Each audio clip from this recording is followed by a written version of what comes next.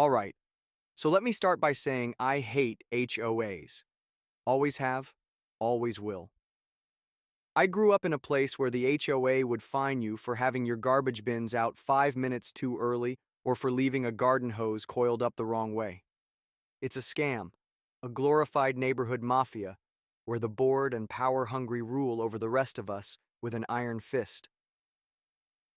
Before I bought the farmhouse, I had spent years feeling like I was living inside a shoebox. Not literally, of course, but in the kind of neighborhoods where everything felt artificial, controlled, and suffocating. I grew up in a subdivision where every house looked the same, just slightly different shades of beige or gray. The kind of place where the grass was always neatly trimmed, but nobody actually lived in their yards. Kids played on their driveways because the backyards were too small, and neighbors waved but never really talked. It wasn't a bad place, just sterile, lifeless in a way I couldn't put into words. As a kid, our house was typical for the area.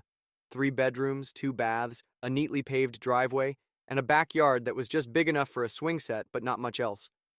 My parents were practical people. My dad worked in insurance, my mom did bookkeeping, and our life was predictable in a way that most people would probably find comforting. But even when I was young, I knew I wanted something else. My first real taste of freedom came from visiting my grandpa's farm. It was a few hours away, nothing fancy, just a modest little homestead with a big barn, a couple of cows, and acres of untamed land that stretched out as far as my eyes could see. It was the complete opposite of the neighborhood I grew up in. The house was old, with creaky wooden floors, doors that didn't quite close all the way, and a porch swing that groaned under its own weight. But it felt alive. When I visited, I wasn't stuck inside watching TV or playing video games. I was outside, running through the fields, climbing trees, helping my grandpa mend fences, or sitting with him on the porch while he whittled wood and told stories about the good old days. He never really defined what the good old days were, but from the way he spoke about them, I figured they involved a lot of sweat, dirt, and self-reliance, and that didn't sound bad to me. At night, the sky was different. Back home, the stars were barely visible between streetlights and the glow of the city. Out there, it was like someone had thrown a handful of glitter across the universe. I used to sit on the front steps of his house, staring up at the sky, trying to count the stars. It was the first time I understood what peace really felt like. But visits to Grandpa's farm were just that. Visits. Most of my life was spent back in the suburbs, following the same daily routine as everyone else. School, homework, dinner, repeat. I was expected to go to college, get a degree, and land a stable job. I followed the plan. I ended up in business school, which was about as generic a path as you could take, but it seemed safe. I graduated, got an office job, and moved into a tiny apartment in the city. It was fine. The pay was decent, and I could afford the essentials, but everything about it felt temporary. I was living in a box surrounded by other people living in boxes, working a job I didn't care about so I could afford rent on a place I didn't want to be. I started daydreaming about getting out. I read books about people who left their old lives behind and moved to the country, built homes, worked with their hands, and lived off the land. I devoured memoirs like The Dirty Life by Kristen Kimball, where she talked about ditching her city life to run a farm, and The Good Life by Helen and Scott Nearing, who wrote about self-sufficiency in the woods of Vermont. These weren't just fantasy stories to me. They were guides, proof that people had done it. I started saving money little by little. Every bonus check, every spare dollar went into a fund labeled the escape plan. My friends thought I was joking when I talked about buying land one day. They laughed when I said I wanted a place with actual space. "What are you going to do out in the middle of nowhere?" they'd ask. "Chop wood and talk to yourself?" Maybe the thing is, I didn't just want land. I needed it. The city was draining me. Every time I walked out of my apartment, I felt suffocated by the noise, the crowds, the endless gray of concrete and steel. I wanted dirt under my nails. I wanted to wake up to birds instead of car alarms. I wanted a place where I could actually see the horizon. So I kept looking, searching listings, scrolling through websites, trying to find a place that felt right. Then I found it. A farmhouse, old and weathered but still standing strong. It had history, real history, not just something thrown together in the last 5 years to look rustic. The barn was still sturdy. The land was real land, not just a glorified backyard. And most importantly, it was mine. I was finally free. For the first few months, everything was perfect.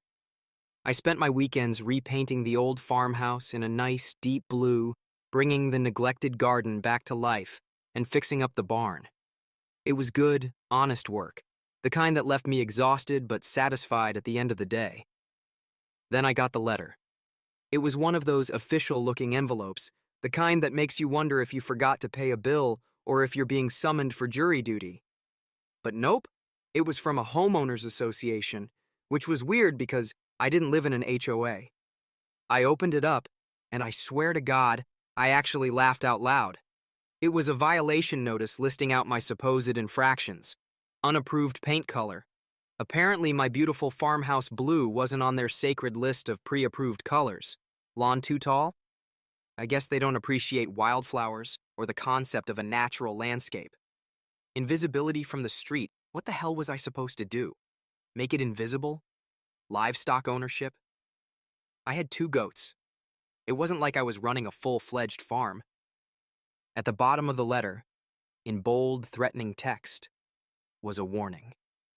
Non-compliance will result in daily fines and possible legal action. I honestly thought it was a mistake, like some clueless HOA intern had just sent this to the wrong address. So I did what any sane person would do. I called them up to clear it up. That was my first mistake. You ever talk to someone and immediately know they're going to be a problem? That's what happened when I spoke to Natalie, president of the HOA. She answered the phone with the kind of clipped, overly polite voice that told me she already thought she was better than me. Before I even finished explaining, she cut me off with an exaggerated sigh. Sir, all properties in this area must adhere to HOA guidelines. Yeah, that's great and all, I said, trying to keep my patience. But I don't live in your HOA. Our maps clearly indicate that your property falls within HOA jurisdiction. That's interesting, I said, because my deed says otherwise. There was a long pause, like she wasn't used to being challenged. Then, in the most condescending tone I have ever heard, she said, Well, sir, if you refuse to comply, we will be forced to take legal action. Then she hung up. That was the moment I realized this wasn't a mistake. The next few weeks were hell. The letters didn't stop. If anything, they got more aggressive. The fines started piling up, $50 per day, then $100, then $200. They even had the audacity to send a certified letter warning me that my property would be subject to a lien if I didn't comply. I tried attending an HOA meeting in person, thinking maybe I could actually talk some sense into these people. Nope, they wouldn't even let me in. You're not in good standing, one of the board members told me at the door. I'm not even a member, I snapped. Didn't matter, they still wouldn't let me in. At this point, it was crystal clear they weren't just making an honest mistake. They knew exactly what they were doing. They wanted me to fold, to just give in and pay up. Yeah, that wasn't going to happen. If they wanted to pretend like I didn't exist, fine. But I was going to make damn sure they couldn't ignore me. I built a sign, not some dinky little yard sign, but a massive 12-foot wide banner with bold black letters on a bright yellow background. It read, "This property is not part of the HOA. Stop sending false violations. Trespassers will be prosecuted." I put it right at the entrance of my property, big enough that no one could miss it. For a few days, things were quiet. No new letters, no new threats. Then she showed up. Natalie. She pulled up in some shiny black SUV, stepped out in heels that were way too impractical for someone visiting a farmhouse, and stormed up to my fence. She had the same expression a middle school principal gets when they catch a kid cheating. Wing gum in class? This is unacceptable, she snapped, jabbing a perfectly manicured finger at my sign. You need to take this down immediately. I crossed my arms. No. She blinked, like she wasn't used to hearing that word. Excuse me? I said, No. I repeated, I'm not in your HOA. I don't have to follow your rules. Her eyes narrowed. If you refuse to comply, we will be forced to escalate this matter legally. I leaned against my fence and smiled. Go for it. You can't force HOA rules on a property that isn't in the HOA. Her jaw clenched. I could tell she wanted to argue, but she knew I was right. Instead, she straightened up, smoothed out her blouse, and leveled me with a glare. You'll regret this! Then she turned on her heel, marched back to her SUV, and sped off. I watched her taillights disappear down the road. This wasn't over. I knew it. But if she wanted a fight, she was about to get one. At this point, I knew I couldn't handle this on my own. It was one thing to deal with the occasional letter or empty threat, but the HOA was escalating. The fines were increasing, the warnings were getting more aggressive, and it was starting to feel like they were gearing up for something bigger. I wasn't about to let some overgrown neighborhood committee bully me into submission. If they wanted a fight, I needed to make sure I was prepared. So I did what I should have done weeks ago. I called a lawyer. Her name was Issa Carter, a property dispute attorney with a reputation for shutting down HOAs. I had found her through a local legal forum where people raved about how she had successfully defended homeowners against HOA lawsuits. If anyone was going to help me, it was her. We set up a consultation, and the moment I walked into her office, I knew she was exactly the kind of person I needed in my corner. Late 50s, sharp as hell, and with the non-nonsense energy of someone who had been dealing with HOA nonsense for decades. I laid everything out for her. The letters, the fines, the threats, the fact that my property was legally separate. She flipped through my documents, nodding occasionally, making small notes. When she finally looked up, she let out a short, humorless laugh. Well, they've got some nerve. I'll give them that. So what's the move here? I asked. They're acting like they own my land, but they don't, right? She leaned back in her chair and laced her fingers together. They absolutely do not have any legal claim over your property, she said. Your deed, the county records, everything confirms that your land is not under HOA jurisdiction. They're trying to pull a fast one. I exhaled, relieved. Good. So we just tell them to back off? She tilted her head. It's not that simple. The problem isn't whether they have legal authority over you. It's whether they think they do. Or worse, if they know they don't but assume you'll fold under pressure. They might still take this to court, she continued. Not because they have a case, but because they don't want to lose. Some HOAs will drive, ag people through legal hell just to intimidate them. So what do? We start by sending them a cease and desist letter. Within a day, Teresa had drafted a brutally direct legal notice demanding that the HOA immediately stop harassing me. It laid everything out. How my property was separate, how they had no jurisdiction, and how any further attempts to enforce their rules would be considered harassment. I felt good about it. Then the HOA hit back, not with an apology, not with a quiet retreat, but with a lawyer of their own. I got a response a week later, a thick packet of legal jargon accusing me of malicious interference with HOA business. Teresa sighed as she read through it. They're grasping at straws, but they're not going to stop. And she was right. Things were about to get worse. The first sign that things were getting out of control came when I noticed a black sedan parked across the road from my house. I had never seen it before, and at first I assumed it was some random visitor to the neighborhood. But when I walked outside, the driver immediately pulled away. Not casual, not slow, but in a way that screamed I wasn't supposed to be caught. Then it happened again and again. Different cars, different drivers, but always the same routine. They were watching me. A few days later, I walked into town to grab some supplies, and something felt off. People who used to nod or wave at me suddenly looked away. Conversations died when I walked by. I overheard someone whisper my name before quickly changing the subject. The HOA was poisoning the well.